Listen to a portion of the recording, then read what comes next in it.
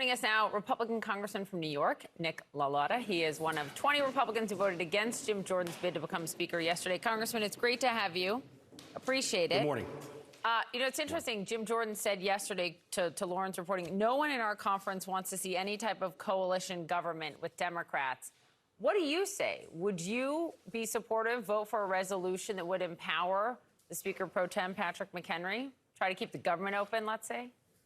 Well, I think the Speaker pro tem, and some people get a little confused by that term because there's some Latin in there, is merely the temporary Speaker.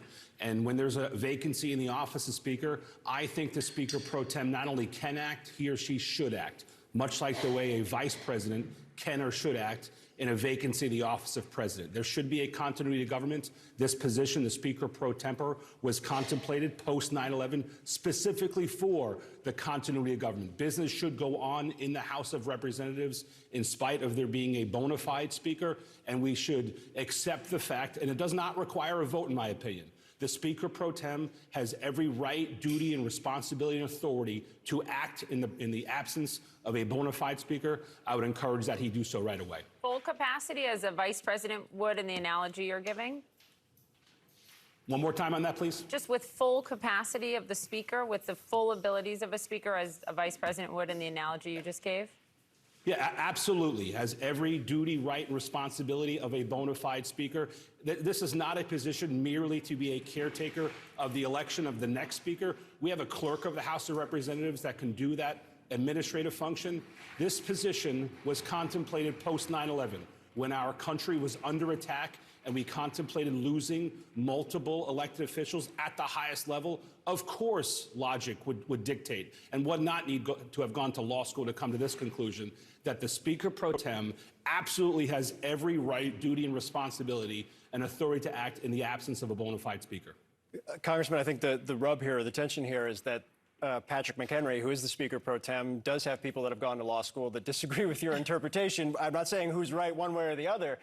And which brings the question, if he disagrees, would you support this resolution from a Congressman Dave Joyce to give him those powers you say he should have already? Well, that's tricky because, everything is based upon legal precedents in this town, and specifically with roles that we have in the House. And if we facilitate a vote, we're affirming the failed notion that it requires a vote to act. So I think that one should really seek some more legal guidance on this, and a vote probably taints the very notion that the Speaker has every single power assigned to the Speaker pro tem has every single power assigned to the Speaker. The other way to look at it is that a vote in the affirmative would set some precedent for this. What would it take to get you to a yes on Jordan? Well, I've been speaking with Representative Jordan over the last couple of weeks since he became a candidate for Speaker, and I've announced my criteria quite clearly. I'm looking for a reasonable Republican, a common-sense conservative to lead the House of Representatives. And specifically in the 118th Congress, we understand that just several weeks from now, the government runs out of money. I was one of the Republicans who supported funding the government to ensure that our troops got paid. We should not play games with soldier pay.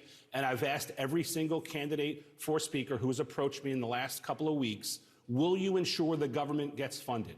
And that has been my number one criteria. Yes, we should pursue the commitment to America. Yes, we should continue to reduce spending. But we must keep the government open while we do so. We must show the troops that we will put them first. And I've asked that criteria of all of our candidates, including Representative Jordan, and I've not yet been satisfied by his answer. What happens next? And I think the reason I asked that question, and I know everybody's asking the question right now, but in talking to people inside your conference, it actually feels like the opposition to Jordan may start growing as soon as the second vote. Do you think that's true? Yeah, I think that's likely. I think it's more likely that there are less Jordan votes on round 2 than in round 1, especially if he doesn't address things like how to fund the government. That's a big issue for a number of us who are a no right now.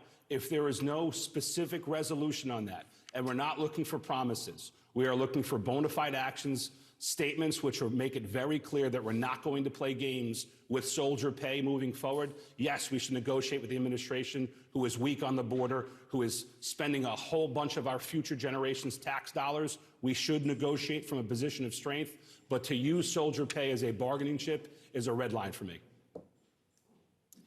I thought it was interesting that your fellow Republican, who also didn't vote for Jim Jordan, Carlos Jimenez of Florida, voted for McCarthy instead, by the way, said, I'm not going to be part of a coup. Do you see it as a coup? Yeah, this is a political coup. 8 Republicans joined with 210 Democrats to remove a speaker who was making a lot of progress for our nation, who at times stepped across the aisle, and when we raised the debt ceiling, when we funded the government, was doing the right things to fulfill our commitment to America, to make life better for my constituents, obviously for Carlos's constituents as well, and to throw out somebody who was making that progress was a political coup that needs to be addressed. We should reform the motion to vacate rule. One should not be able to merely vacate the speaker. One should have to come with a bona fide alternative to do so, or else we're going to end in this chaos every time.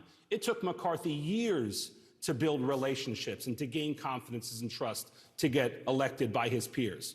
And to think that somebody's going to be able to do it just in a couple of days or even a couple of weeks is unreasonable. Those folks who voted to vacate the chair knew this chaos would ensue. They're responsible for it, and we need to find a way to move on. And perhaps the best way to do so is to have a Speaker pro tem run the House and to do the people's business and to get that started right away.